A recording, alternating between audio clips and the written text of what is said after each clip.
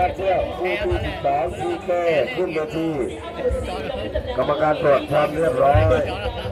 ว่าเป็นยังไงเนาะไม่ได้ไหม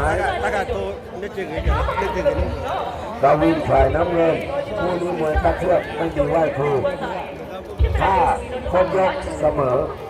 นอกจากล็อกเท่านั้นนะครับ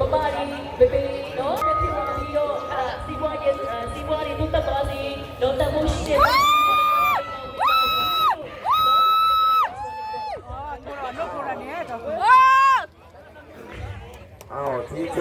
กับตะวินตะวินล้มหลายครั้งนะครับเวลานี้มาทำอะไรนี่มาเนาะเวล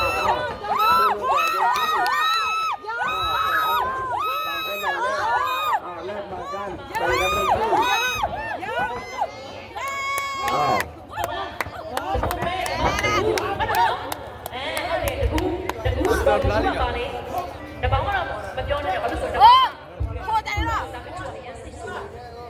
กรรมการนับแล้วเสร็จเนาะ